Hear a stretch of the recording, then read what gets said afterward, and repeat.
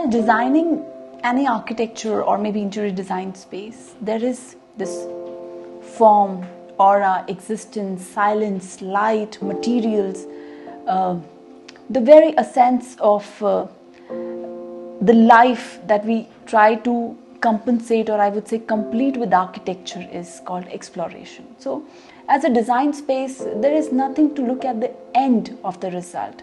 The pleasure or the motive of life is to have a journey.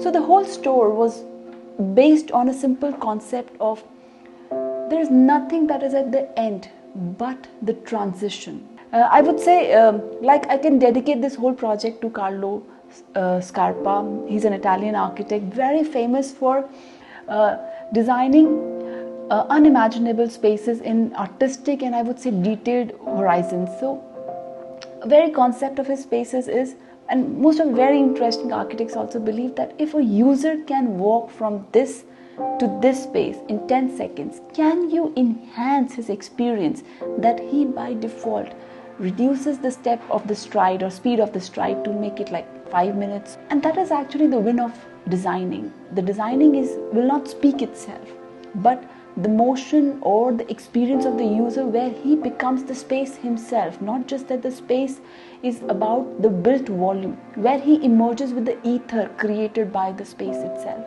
Talking about the project, it's a very interesting rectangular building. This is facing the main highway, north facing building, and we have the sunlight even coming from south.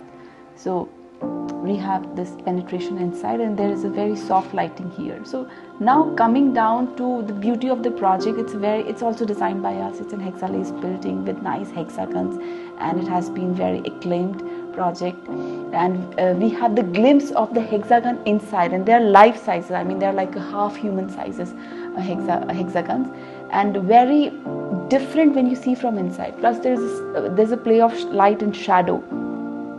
So it was a very difficult decision as an architect and also the designer of the same, interior designer of the same building, that shall I block the facade with a thick mundane curtain or maybe a thick mundane blind or panelings to highlight the products, because the products are the life. But understanding to the real aura of spaces, the silence of materials and silence of light together are creating an ambience in the actual usable spaces of user. And once you are making them walk through the experience centers, that this is like an experience center, we cannot devoid them of the life that is created by 5 elements. They together create I would say, a comprehensive experience of a user. Even the gush of air, the mildness of sunlights, or maybe I would say the different timings of the day, it enhanced the appreciation level of a product. Once we started to look at the spaces, we have a blockade in this side. There's a service core that we had to take off, and there was a washroom that was existing on the side. So we started to play around with different volumes. We can divide the grid into 3 spaces, or we could just divide the grid in some spaces, like we could divide the grid some spaces like that, some spaces like that. We were not able to find out our answer. So eventually, after a lot of iterations, we started to understand what are we trying to do, what are we trying to give to the user. So we started talking about the transitions.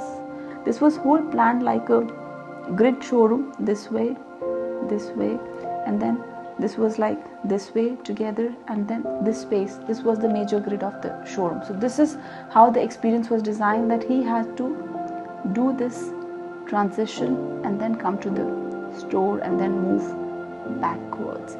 So in that manner, the duration, or I would say a single walk in the showroom has been also increased with the amount of circulation area, but just not that way.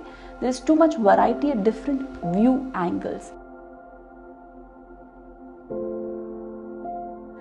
Describing about the project, we had this as a reception area, which was like this particular zone was totally raised, and this was the reception area. We had a transition from this space, and this was like an outdoor feel of jacuzzi with a basin. So we have this all as a gravel we did the gravel flooring, designer pockets like some display of designer faucets. We had some classical zones that we have given to one area, and then obviously the main brand that the client was focusing on with some live shower area that was created as like a picturesque view. You have the complete one shot once you are standing, so you can see the whole range and you can kind of feel that you are automatically intuitively moved inside to explore what is at the end. And then coming down to the other area, so we along the glass wall, along this very beautiful glass wall, we had very nice light, so we created different pockets for experiencing. This was one of a designer area that we did as one gallery for a particular brand, and this particular was used as outdoor shower concepts where back-to-back showers were given, so that client can move from one to another to another to another and have a different experience. Like Louis Icahn says that, you know, every space should be designed to have its own soul. So the parameter of the soul was created in the movement pattern of the space, and then obviously every corner in the space was a result of its own destiny. For example, we are trying to commute to different places. Obviously the destiny will have some relic, but the commute has been designed so beautifully that you automatically will reach a relic and you will appreciate it. Overall, to conclude, I would like to say that the project does not define the answers. The project defines the questions about spaces that are not created by the volumes, that are created by the experience of the user, where he himself is the space. I believe that we have tried to create, we do not say it's the answer, but it's the questions that we have portray ourselves, and from this the project has been explored with various type of material palettes, and I think this is just one attempt in the way. Thank you.